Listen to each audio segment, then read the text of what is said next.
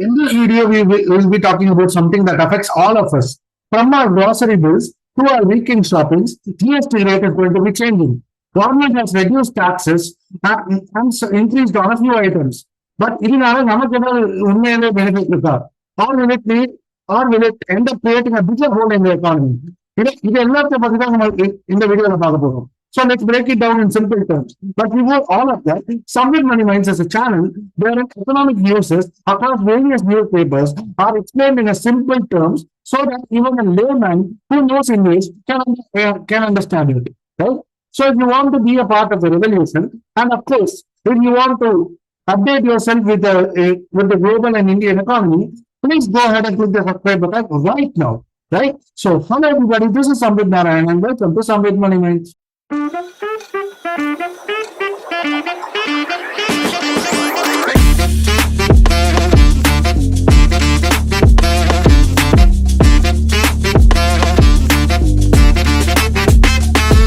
Right? Before the implementation of GST, actually there were many taxes that were enforced or levied from the people of India, okay, on the goods that they purchase, right? But then all those taxes, due to an effect called cascading effect, were subsumed under something called GST.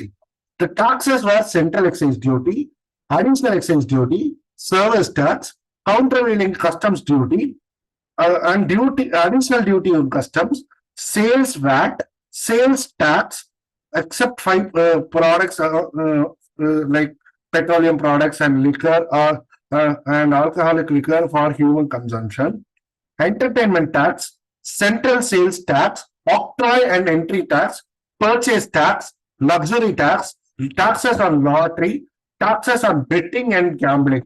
All these taxes were subsumed and were consolidated under one particular tax called GST.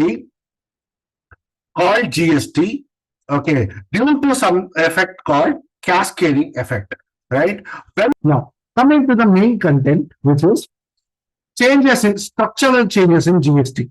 So the old rates were 5%, 12%, 18%, 28%. But the new rates is 5% of essentials.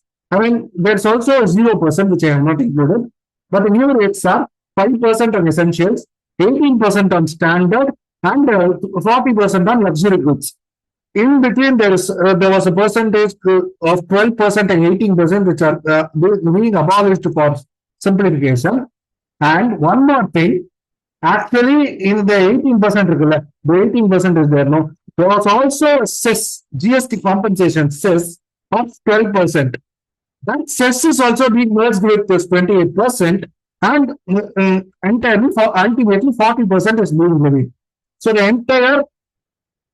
entire regime is being changed from 5%, 12%, 28% to 18% and 28% to 5%, 18%, 40% for more simplification, right? Now, basic essential commodities, the reforms are on hair oil, toothpaste, soap, toothbrushes, and shaving cream, 18% to 5%. Butter, ghee, and dairy products, 12% to 5%. The namkeens, bhujias, and mixtures, that is the snacks items, 12% to 5%. Utensils, 12% to 5%. Feeding bottles, napkin for babies, 12% to 5%. Sewing machines and parts, 12% and 5%. Right? Moving on to the next. Agricultural products. Tractors, tires, and parts, 18% to 5%. Whereas on tractors, specified pesticides, micronutrients, drip irrigation system, and horticultural machines, இது எல்லாத்துலயுமே 12% to 5%. Right? So, I hope you are able to comprehend the key changes or changes in rates. Moving on. The next thing, healthcare sector. Individual health insurance, 18% to nil. This is one of the beautiful amendments, right? On thermometer, 18% to 5%. Medical grade oxygen, diagnostic kit, glucometers and strips, and corrective spectacles, 12% to 5%. Right? Okay. Automobiles, petrol and petrol hybrid, LPG, CNG cars, 20 and diesel hybrid cars, petrol and petrol hybrid LPG, CNG cars, not exceeding, that is between the range of 1200 cubic centimeter and I'm sorry, not exceeding 1200 cubic centimeter and 4000 millimeter. It is being reduced from 28% to 18%. The same way, diesel and hybrid cars, three-wheeled vehicles, motorcycles, motor vehicles for transportation of goods. All these products, that is, all these list of list of the automobiles which you see on the screen, except electrical vehicles, I presume, have been reduced from 28% to 18%. Right now, but then on education sector, maps, charts, globes, pencils, sharpener, crayons, pastels, exercise notebook, eraser, all these products are free from GST. Right? Before it was 12% or 5%, depending upon what you are buying. But now you don't have to pay any GST if you are buying map, chart, or globes, or pencils, or sharpeners, or crayons, erasers. இது எல்லாத்தையுமே வாங்கினீங்கன்னா you don't need to pay GST. But people who are using pens now, they have to suffer the burden of GST. I don't know what the finance ministry was thinking at this time. Anyways, now electronic appliances, air conditioners, television about 32 inches, monitors and projectors, dishwashing machines, all these things, 28% to 18%. Right? Okay. Now, if you're asking me why exactly they brought this reform, right? The old system caused confusions and disputes. Their aim in this particular thing was to simplify the taxes and to make the things predictable. Because as you may see here, in the education sector itself, take for example in the education sector, maps, charts, and grades, all these things were all these things were undergoing a tax of 12%. But eraser alone was undergoing a tax of 5%. Right? So I hope so. In this particular way, some of the products of one group would undergo a tax. Like if you would see in the education sector, some of them underwent a tax of 12%. Eraser alone underwent a tax of 5%. Right? So other group, in that particular group, 12% would be levied on one thing. 5% was levied on some other thing. Right? So this caused a lot of confusions while people were computing GST, and mainly to ensure fairness across the whole sector.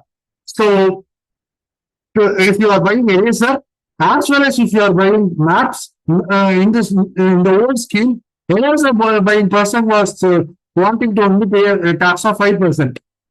On the other hand, not buying person was wanting to pay a tax of, or was having to pay a tax of 12%. Right? But now, all the people who are standing in the queue for buying those products does not even have to pay taxes.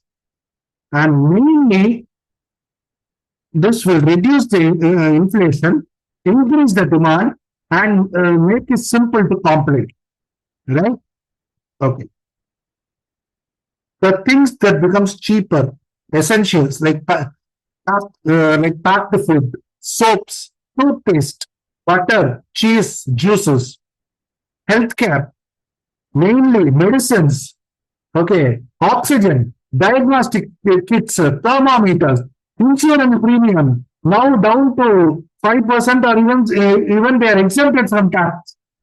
Educational items, I showed you the list. Many are now exempted from taxes. Agriculture, 12 or 18% to 5% they have to pay GST. electronics, like small cars, bikes, TVs, washing machine. All these have a 10% reduction in tax, 28%, let it 18%. Right? Now, what are the things that are going to be costlier? Okay. Sugary drinks, soda, high-end SUVs, imported luxury cars, private jets, and premium clothing, which are about 2,500, have been increased from 12% to 18%. Tobacco products like pan masala and gutka or cigarettes, all these taxes, as I told you, see, let me explain it. Tobacco products, pan masala, gutka, all these products were suffering a tax of only 28%. But now, under this new scheme, there was a cess that I told you, which is 12%. And the 12% is also merged with the 28%, and they are now being levied a tax of 40%. Right? That's why I told you. Pan masala, cigarettes, gutka, and of course, sugary drinks, aerated water, soda, all these products, they are being levied a tax of only 28%. But all these are luxury products, right? These luxury products will now be levied a tax of 40%, right? And of course, any clothing above 2,500 rupees are being taxed at a rate of 18% now. No. Okay. Before we move into the economic impact, let us consider the graph for our better understanding. Now, say for example, this is the supply in the economy. Supply is the production in the economy, right? Now, let us say that the demand is here and the supply is here. So this gap between the demand and supply, this is connected, which I have connected by a line, is called the inflationary gap, wherein inflation happens. Here only prices increase, and wherein the demand is more than supply, right?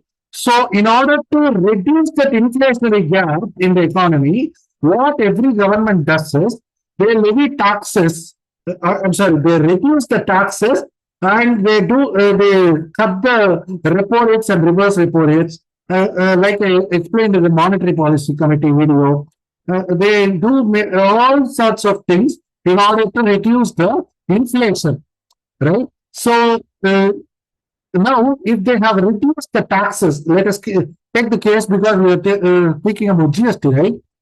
If they have reduced the taxes, this is the demand, and this is the supply. Now, what will happen is the demand will go more because the prices have increased. Price increased, people will start consuming more, and of course, the supply the supply of the prices of raw material will go more, which will also boost the demand and the supply to a greater extent.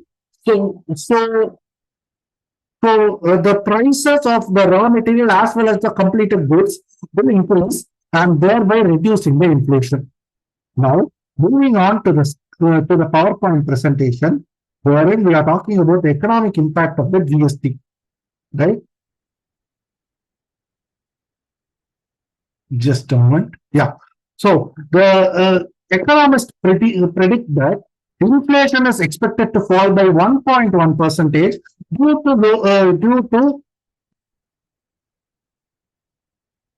lower tax on essentials, and also this will boost consumption, higher production, more jobs, and more economic growth. And also, mainly, short-term revenue loss of 48,000 crores will happen. That does not matter because higher demand will boost the production, and if the production gets boosted, consumption will increase, and thereby tax levy the amount of taxes that is collected will increase.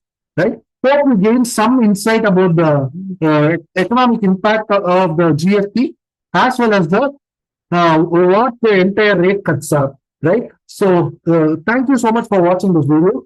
Do remember to read my blog on the same topic. The link is in the description below. See you in the next video. Until then, this is Samvid signing off. Goodbye. Thank you and cheers.